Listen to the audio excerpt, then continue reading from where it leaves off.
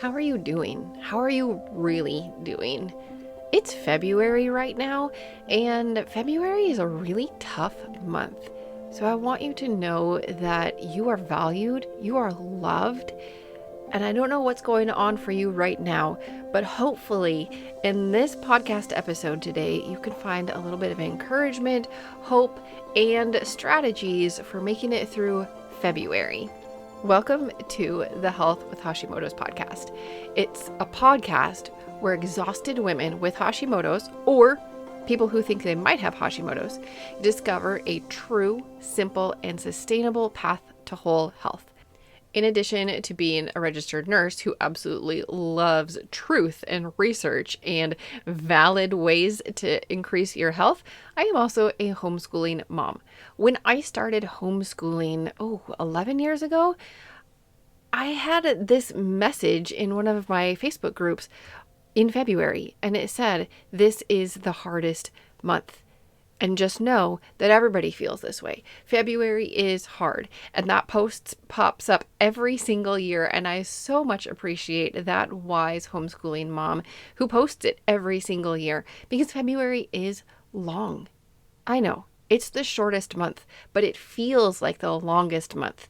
You know, in December, we were looking forward to the holidays. In January, we're still kind of riding high on the Christmas season. And then you have the cleaning up, the putting away. There's things to do. And then in February, well, there's Valentine's Day, there's Groundhog's Day, but mostly the days are short, although they are getting longer. They're cold, and everybody's kind of just sick of being together. That sounds really bad, but you've been cooped up, at least if you live in the Northern Hemisphere. I'm in Minnesota. It's cold, and we're inside all the time together. February is hard. In preparation for this episode, I did some Googling. I couldn't find anything on PubMed about why February is hard, but I found a lot of popular magazine articles that talked about it, and they mentioned things like people are getting the bills from Christmas, and then they talked about the light, the cold, the cooped up. They said everybody is getting sick. You're sick of wearing your winter gear. I thought that one was funny. I guess I don't really care about what I wear all that much, and I have some super nice, soft, super warm sweatshirts, so I'm good with it. But, you might be sick of wearing your winter outfits right now. I get it. February is hard, and it's hard for a lot of reasons. So that is why I am devoting this episode to helping you get through February and get through February healthier than when you started it. I have a bunch of ways for you to do that today, and they all center around a concept of finding joy. Did you know that increasing the joy in your life is one of the most powerful things you can do for your immune system?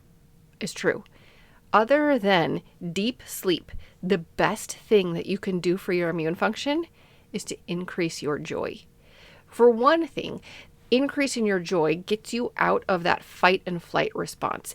It gets you out of that stress mode. And anytime you can shift out of fight and flight into rest and digest, which is the opposite, then you are going to be functioning better as a person. Every part of you, body, mind, and spirit, is going to be working better than when you're in fight and flight.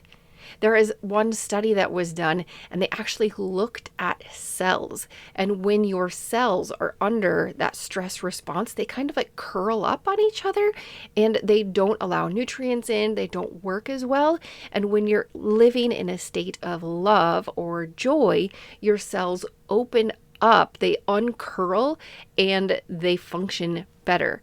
I always find that fascinating, because in our world today, we want to think about people as just a body, but you are not just a body. You are a whole person, and you cannot separate those parts. As much as we try, you cannot separate them. You're whole: body, mind, spirit. And then there's also diet and environment that are intricately entwined in that. Everything's related. And when you know everything is related, you can take actions in any one of those 5 areas: body, mind, spirit, diet, environment, to increase the health of the whole you. So today, let's talk about how to increase your joy. But before I dive into the tips, take a deep breath. Take a breath with your belly, with your diaphragm, and then let it out. Relax as much as you can. Obviously, if you're driving, keep your eyes on the road. Please don't be unsafe. But anywhere else, try to relax. Take a deep breath. Let your stress go. And I'm going to share with you a whole bunch of tips for finding joy. I did look on Google, again for this episode, and I was looking for ways to find joy. And then I decided, you know what? I have really smart friends. I'm going to ask them. So these are all recommendations that actually work for my personal friends. I had a bunch of people respond. I did this on Facebook because, I don't know, I feel like people answer more on Facebook than Instagram. I probably should have put it on Instagram for those of you who follow me over there on Instagram. If you want to follow me, I am at EstherY.RN. And I do not accept friends on Facebook, just so you know. Don't take it personally. Facebook is reserved for people I know personally. Instagram is where I will connect with anybody. So connect with me over on Instagram. I will be posting these tips on Instagram as a carousel, so you can flip to your favorite little screen of these tips and share it to your stories so that your friends can also increase their joy. Now, I took all of these different suggestions and I tried to categorize them so that, they make more sense and that we can group them. The one thing that I found was weird, I'm just going to share this with you, is pets did not make it to the list very often. I thought pets were going to be way up at the top. We have 2 indoor cats, we have several outdoor cats, and, snuggling with an animal is just soothing. Especially when you're holding a cat and they start to purr. There's something about the frequency of the sound and the vibration that signal to your body. Now, I'm not getting all woo-woo here. It's real. The sound and the frequency of their vibration when they're purring, it signals to your body to relax and to be healthier. So snuggle with a cat, as long as, of course, the cat wants to be snuggled. We all know that if a cat does not want to be with you right now, it's not a relaxing experience for you or the cat. So snuggle with a pet, a cat or a dog or whatever animal you have. It helps to relax you, to decrease your stress and increase your joy. So pets is one thing that you're not going to see on my carousel on Instagram, or if you go over to the blog post associated with this episode, it's not going to be there because I think only one person mentioned it and it didn't fit into any of my categories. Let me go through the categories.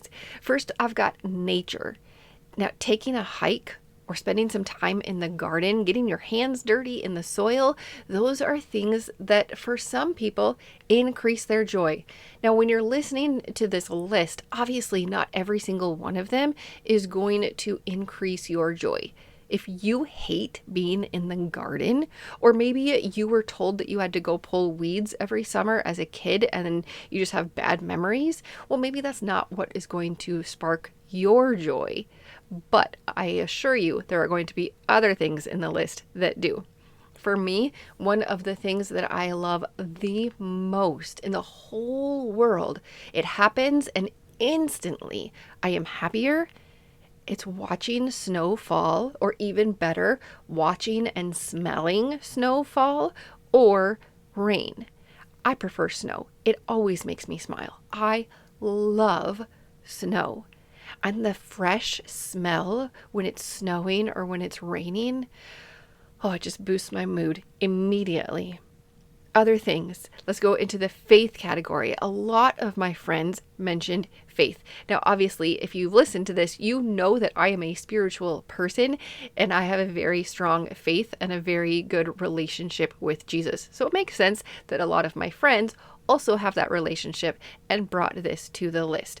A lot of them said that starting their day reading their Bible or another devotional that brings them closer to Jesus increases their joy. Also, prayer and worship music. And then one that anybody can do regardless of your faith, expressing gratitude. I did put this in the category of faith because it's a spiritual practice. When you are expressing gratitude, when you're writing it down or when you're talking to God or whoever, It's a spiritual thing. It's an emotional thing too. But expressing gratitude increases your joy. If you write a thank you note and you mail it, it's more powerful. A lot of these practices, they increase in power when you share them with a friend. So if you're going on a hike, it can increase your joy. If you go on a hike with a friend, usually can boost that joy even more. And that goes for almost every single one of these. When you combine it with other people, it increases how much joy, peace, and happiness it can bring to you. Of course, music is a huge part in finding joy in the day.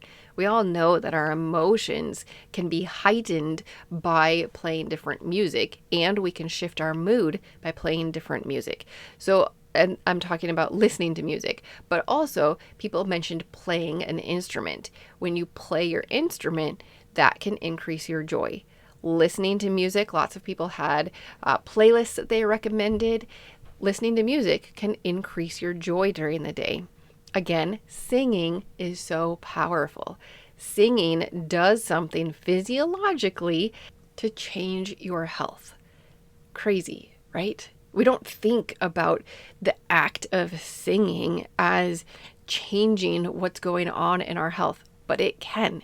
So singing is something that a lot of people mentioned to increase their joy. And of course, dancing. All of these things go together when you think about music. Playing instruments, listening to music, singing, dancing, it's all good. Of course, food also made the list. Now, this could be anything from coffee or tea, dark chocolate, or baking treats and sharing them with a friend. Again, sharing food increases the power of how much you enjoy the food and how it's going to elevate your mood in the day. The next category is people. Whether this is family or friends, spending time with others can increase your joy in the day. Now, of course, there are people who will drag you down, and I'm not talking about those. But when I asked, how do you increase your joy? People mentioned phoning a friend, talking to a friend, and laughing together. Laughter was brought up a lot. You can do laughter individually. As I've told you in other podcast episodes, when you laugh with others, it increases the healing power of that laughter. And just being around friends. Spending time with family can also increase your joy. And a grandma chimed in and said spending time with her grandkids brings her the most joy in a day. I've got 2 categories left for you. One of them is creating. When you are using your creative powers, it can increase your joy. So whether this is participating in a craft or participating in one of the hobbies that you love to do, it can increase your joy. You can use art and creativity around your house to increase your joy. If you walk by something that somebody else has created for you, does that just lift your spirit a little bit? It does for me. Or one of my friends mentioned that she has reminders all around her house that increase her joy. And she showed some pictures. These are things like I am affirmations, like I am loved, I am valuable, or just inspirational quotes like enjoy today. There's good things that you can post around your house to remind you to smile. The last category to increase your joy, add joy to your day, are the self-care practices. Something as simple as applying lotion. It doesn't take very much time at all, but it's soothing, and depending on the smell of your lotion, it can lift your spirits. Also, aromatherapy. It can add joy to your day for sure. Relaxing in the bathtub. It can add joy to your day. And one of my friends made me laugh. He said that he gets joy from clocking out of work. And I can totally understand that too. I've had some shifts in the emergency department where I was so happy to clock out and walk out of that place. It definitely added joy to my day to leave work. Hopefully you don't have a job where that adds joy to you every single day. I firmly believe that we should all be able to find some joy in our work. And I hope you have a job that you can find some joy in. For me, I love helping people. It absolutely lights me up. If you book a Health with Hashimoto session and I get to work with you and help you discover your next step on your path to health, well, you're going to get some great answers and strategy. And in helping you, it's also going to increase my joy. I have been designed and created to help people like that. It increases my joy to work with you. I love it. I hope that you have a job where you can find some joy in that. So even though February can feel like the absolute longest month and the days can feel incredibly long, even though they're short, I hope that this episode has given you some strategies that you can refer back to on those long days when you feel like you're never going to get to April, because let's not even talk about March. In April, we'll be able to open the windows, we'll be able to smell the fresh air, maybe you'll have flowers coming up. It's great. You just have to make it until then. And know that no matter how the day feels, no matter what you do during the day, no matter how you feel about yourself, how you feel about your health, know that you are valuable. You are a valuable person because you exist. It doesn't depend on anything that you do or that you don't do. Your value does not depend on your health. Your value is yours. You are valuable because you are you. I hope you know that. You matter. And I look forward to chatting with you on the next episode of Health with Hashimoto's. Hey, if you have an idea for an episode, let me know, because I would love to serve you and answer your questions or address things that you are wondering about. And also, thank you so much for sharing this podcast. I've had several people reach out and say, hey, I shared your podcast with this friend. That means so much to me. Thank you. I love knowing that I am serving you and helping you with your health by doing this podcast. It means so much to me. So thank you for sharing it. All right. I will talk to you next week on the Health with Hashimoto's podcast. This podcast is for informational and educational purposes only. Please be sure to discuss any concerns and plans with your trusted healthcare professional.